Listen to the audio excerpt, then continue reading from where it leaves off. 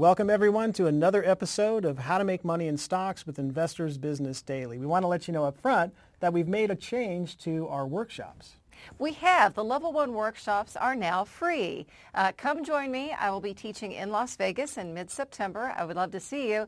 And remember, you can take this to cement your skills, or if you're brand new, even better, come and get started with investing.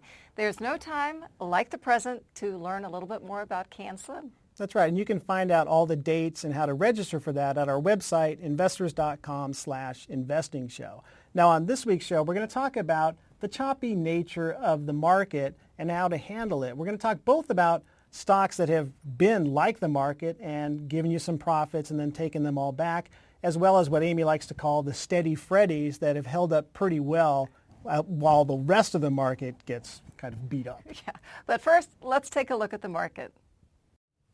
The market had a shaky week and was rattled by the Chinese government devaluing the yuan to stabilize its slowing economy.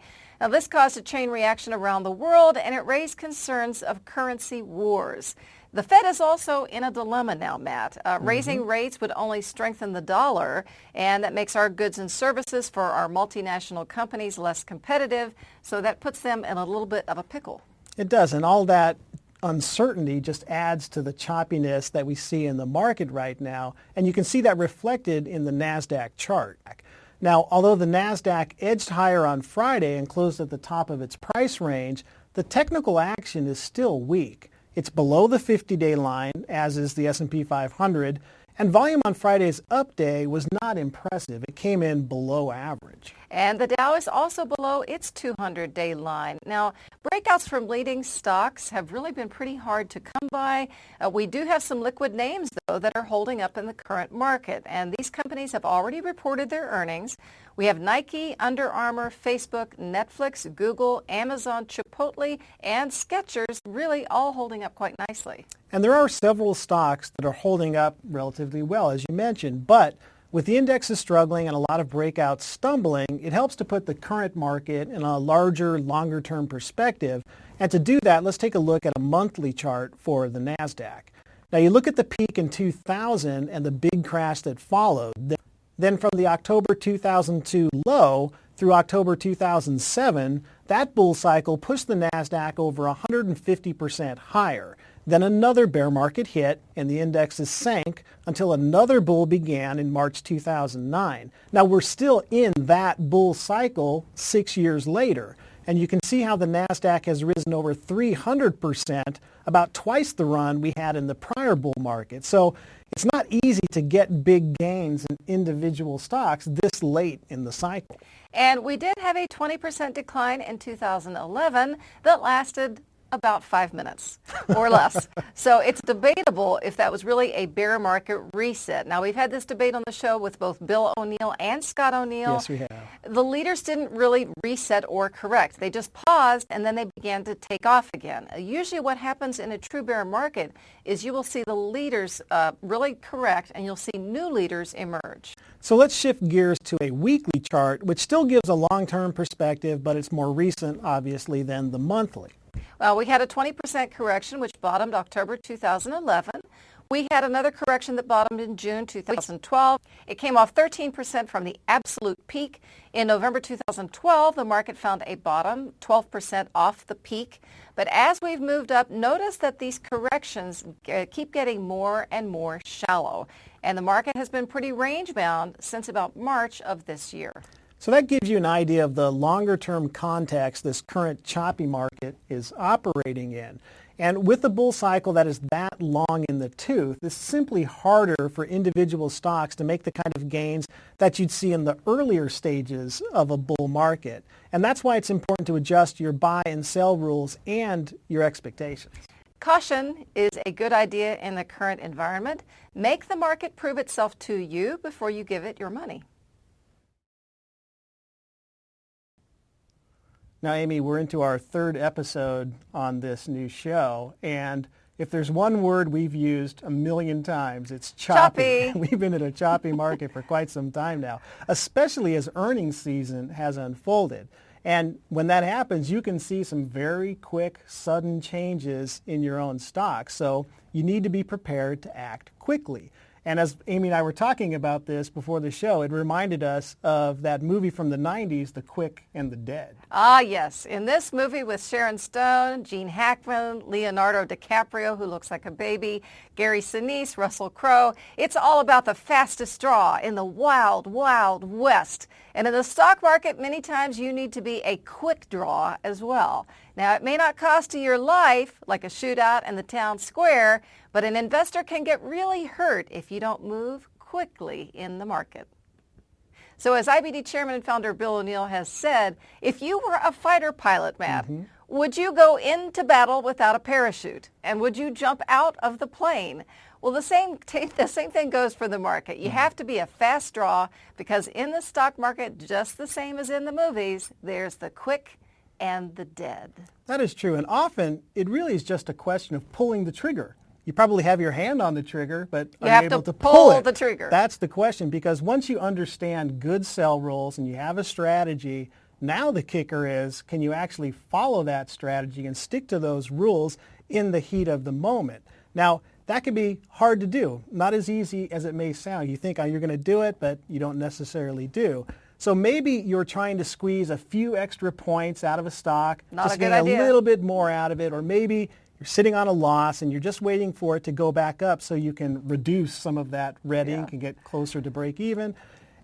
Maybe another thing you're doing is just watching a stock go down and just saying, I just can't sell now because I have too big of a loss. So whatever your situation is, it means that you're freezing. You're not acting when you need to act, and that's how you get yourself into trouble. Now, trader Paul Tudor Jones said, if I have positions going against me, I get out. If they're going for me, I keep them. So risk control is an important thing in trading. If you have a losing position that's making you uncomfortable, the solution is very, very simple. Get out because you can always get back in. Now, of course, that's easier said than done. This is a difficult psychological thing. It really is. Psychologically and emotionally, it's hard to get out of a stock that you research and you bought into, put your money into, and then get back in a short time later, because we all have egos and none of us like to be wrong. But It's not fun. It's not fun. It's part of investing, though. You are going to be wrong a lot. Absolutely. You have to get over that, especially the people out there that are perfectionists.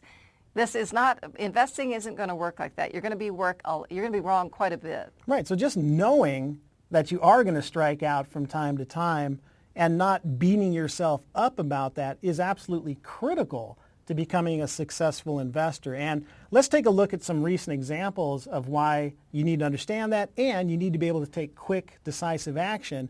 And we'll talk about two stocks. One is Criteo and the other is ZebraTech.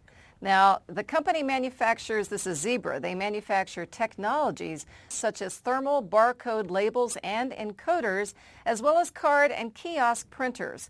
The barcodes are used for personal identification, including for football game wristbands, also for hospital identification wristbands, and it's used in the government sector. Now let's take a look at the weekly chart for ZebraTech. You can see how it formed this 30-week base beginning last July. And note how the new low undercut the low in the prior base. That resets the base count and makes this a first stage pattern. Zebra broke out the week of February 6th, but volume was tepid. And as we've seen a lot this year, stocks that break out on tepid, weak volume don't do all that well and often pull back, and that's what happened to ZebraTech. But it did find support at the 10-week line. Now, this is a daily chart, and as Matt pointed out on the weekly chart, ZebraTech broke out of a flat base that was formed from February through April, but volume on the breakout was only 22% above average, so that's below the 40% that you want to look for. And it moved a little higher before dropping down below the 50-day, but then it gapped up May the 13th on monster volume. Then it held in a range, but it slipped below the 50-day July 24th. And at that point, you have some decisions to make. Let's say you bought on the breakout from the earlier flat base.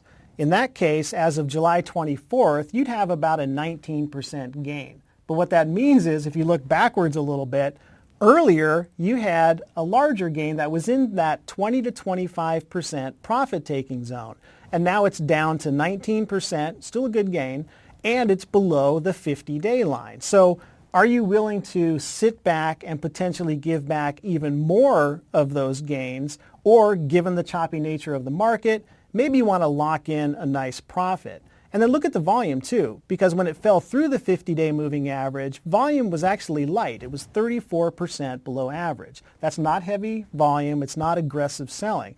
So depending on your risk tolerance, maybe you were willing to sit back and risk it a little bit. Now, given the nature of the market, this is a perfect example of the quick and the dead, because the 27th, it fell 4% on volume that was more than 75% above average.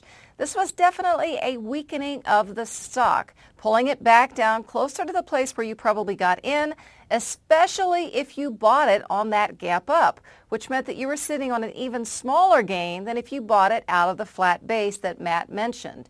Now, it was a smart decision to sell and take some nice profits here rather than hold, because then the stock cratered 23% August 11th on disappointing earnings numbers. And remember, at this point, you were not sitting on that much of a gain going into earnings, and that's always a problem. In fact, you could have been sitting on a loss depending. And that's why we use ZebraTech as an example, because it does show you why you have to have good profit-taking rules and loss-cutting rules, and then pull that trigger, right? When you need to pull the trigger, you need to follow those rules. You can't just sit there and think about it. Now, Bill's mentioned quite often in IBD workshops that there are the quick and the dead. And one of the reasons for his major success in the stock market is he does not hesitate. He does not freeze. That's an incredible skill. That too. is That's a good skill to learn. So in the current environment, locking in some profits and not holding on too long is probably sound advice. And not hesitating when it is time to cut your losses is another good strategy, particularly in this market. That's right. And another example of how you need to be quick rather than become the dead is with Criteo. You could become the walking dead. Yeah, or something like that. So this is a French company that tracks what we do using cookies online. What you do they're following what you're doing They're when you're following online. you very closely. And that, of course, allows them to connect advertisers and publishers so that more targeted advertising can be delivered. Now, Criteo has direct relationships with over 10,000 publishers, including the behemoths Google and Facebook. They've also had strong earnings growth, but it has slowed recently. It went from 128% to 76% to 45% in the last 3 quarters. And it broke out of a price consolidation which had formed from February through May and broke out May the 14th on volume that was 198% above average. Now that is healthy volume. And it rose a bit higher before pulling back below the 10 and the 21-day moving averages. It rose a little more and then it pulled back to the 50, although it did find support that day and closed in the middle part of the range. But it fell down to the 50 again before rising to a peak of 57. Now, like with ZebraTech, which we just saw a couple of minutes ago, Criteo did enter that 20 to 25% profit-taking zone. And, a lot of stocks have not entered that zone That's not recently. been a lot of those. A lot of them have petered out at more like 10 or 15%. So that is a time where maybe you were counting your blessings and taking some of those profits off the table.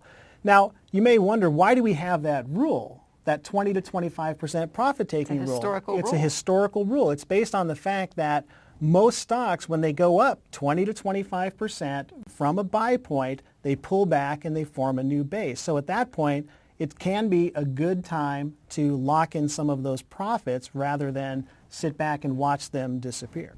Well, especially in this roller coaster market. Now, along with our theme of the quick and the dead, on August the 4th, Criteo dropped below the 50-day moving average. That was a really nice slice below that line, and it lost 12% on volume. That was 541% above average. That's institutional dumping. Stop and think about that for a second. 541% higher than normal. That is a clear sign that some people are getting out of that stock. Yes. And so it had exhibited the characteristics of choppy chart action. This was not an easy one to hold if you look at the chart. So remember, you get to that 20 to 25% area, definitely, especially in this market, is a place when you might look to lock in some gains. Now, this recent sell-off doesn't mean that it's all over for Criteo. It did find support at the 200-day line, and maybe it will go on to form a new base. But rather than sit through all of that and risk even bigger losses, it's probably a good idea when you have that 20 to 25% gain. Again, especially in the market that we're in, it's a good idea to take some of those profits. And if it does form a base and maybe earnings growth picks back up and we're in a stronger market and it breaks out on strong volume, you can buy it again. You may go again. Right?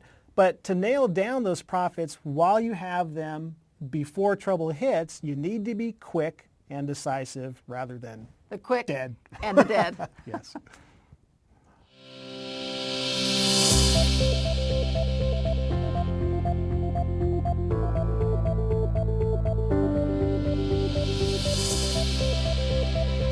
How would you like an edge that helps you pick winning stocks faster? An edge that is proven to outperform the S&P 500 by 76% since inception, and that you can take advantage of today without spending a dime. More on that in a minute. Each day, our top market team at Investors Business Daily scans our proprietary stock lists and screens to find superior stocks with the most potential for big gains. They analyze these stocks every step of the way to show you basis, buy points, sell signals, and the right time to take profits.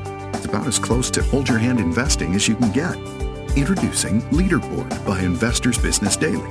For a limited time, you can try all of the premium features Leaderboard has to offer for a full 14 days at absolutely no cost to you. You'll receive unlimited access to all of the time-saving research, powerful investing tools, the leaders list, cut list, and expert analysis you need to develop a winning investing strategy. And it's all 100% free for your first 14 days.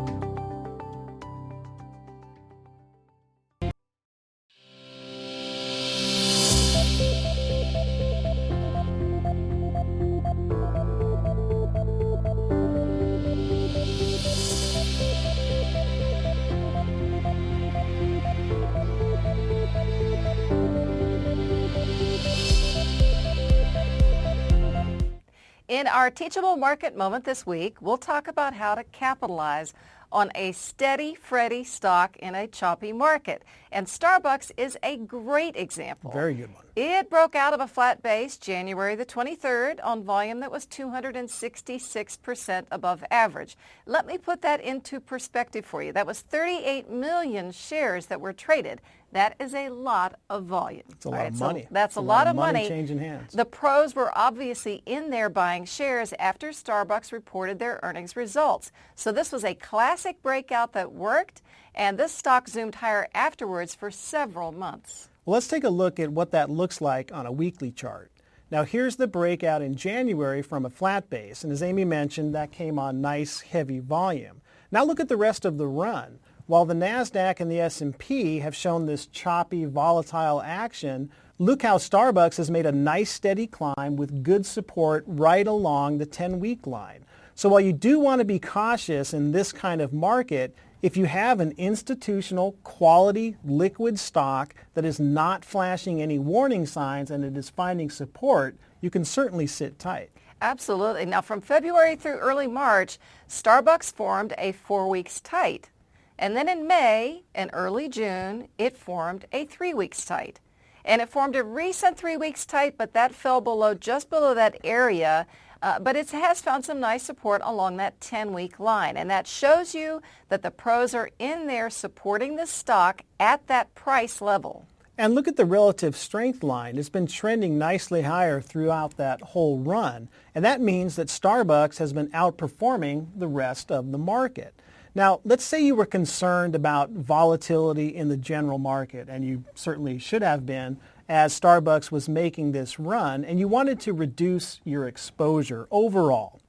Now, in that case, you probably would have wanted to hold on to Starbucks and shed a less nicely performing stock because the coffee giant really wasn't giving you any serious reasons to sell, but other stocks in your portfolio probably were during that time. So you want to get rid of your weaker holders first. Don't get rid of your leaders first. Now, as a little assignment, go take a look at a weekly chart of O'Reilly Automotive.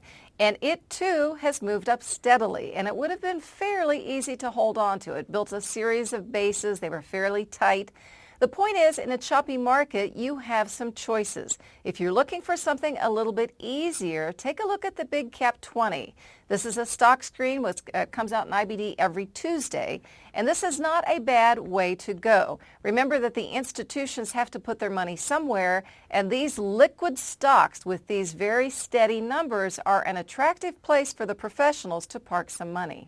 Now, let's be honest and straightforward here, too, because it's very easy in hindsight to go back and say, well, look at Starbucks and that great run it had, or O'Reilly, look at that great run that it had. So it's easy to do that in hindsight. But the reality is, while this was happening, while they were still making these runs, if you were looking for support and you had set a defensive sell price, you could have watched for that support and held tight because it did not trigger that target sell price. So that's a good way to sit through a run, even in a choppy market, and collect those gains, knowing that you have an exit plan in place if the stock does pull back. Now it's time for another new segment called Tips on Tools. And what we'll do is we'll go over different tools that you'll find on investors.com or in IBD that help you improve your stock picking and portfolio management skills. And this week, we're going to talk about Investors Corner, which you'll find online and in the paper Monday through Friday. And what they'll do in these is go through an example stock to help you see how an important investing rule plays out in the real world.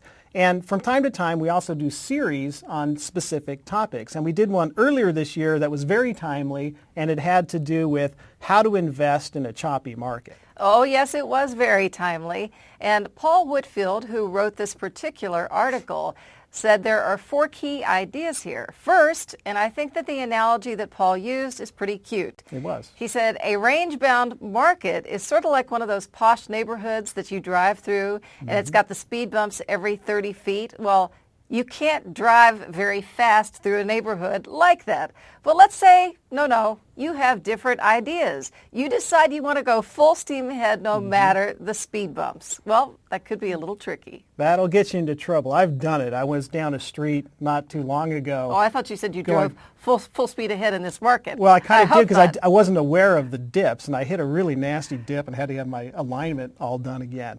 But let's take a look at the chart for the NASDAQ, and you can see that in this kind of market, charging ahead in this kind of landscape is going to rattle your brain because you're going to hit a lot of dips and speed bumps. So clearly, a more cautious approach is needed. Well, and a second point in this article is you could dig in, and this too kind of involves a certain amount of stubbornness.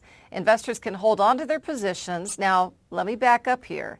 This is not a bad idea if you're sitting on some very long-term gains and your stocks are holding up well. That's a very important caveat. That's very different. I was at a leaderboard summit and the guy was sitting on an 800% gain in Apple. That's a little bit different than if you bought something recently. If you've opened a new position and you are simply holding because that strategy has worked well in the past, that's not going to work very well in the current environment. Right. So those are the first 2 approaches that Paul mentions. He's not recommending them, especially not that first one, which is full speed ahead no matter what the market is doing. The second one is just dig in and hold. Well, like Amy just said, that can work if you have a certain profit level already built into place.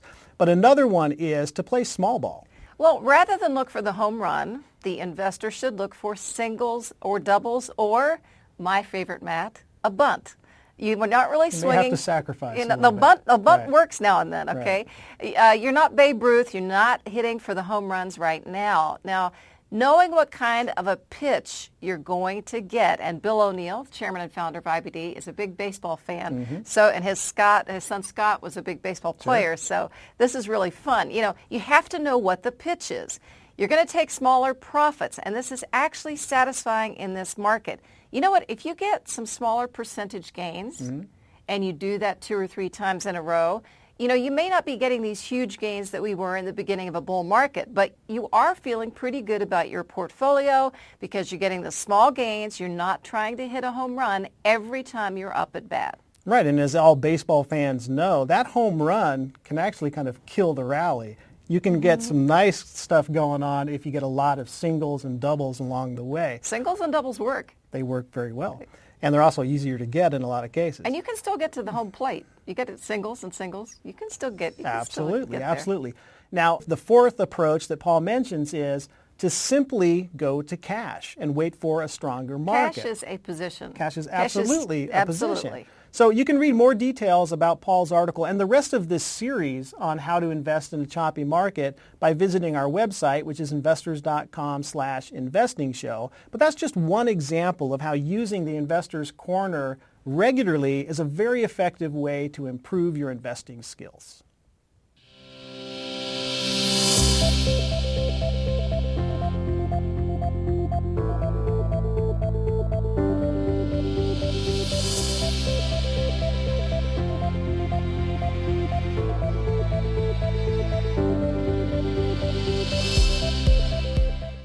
Thanks to all of you that have sent in some really nice comments, and some of you have given us some good suggestions. So we thank you, and please continue to send them in. And as always, you'll find notes and links to related resources on our website at investors.com/investing show. And also, you can see what workshops we have coming up and how to register for those. All right. See you next week, everybody.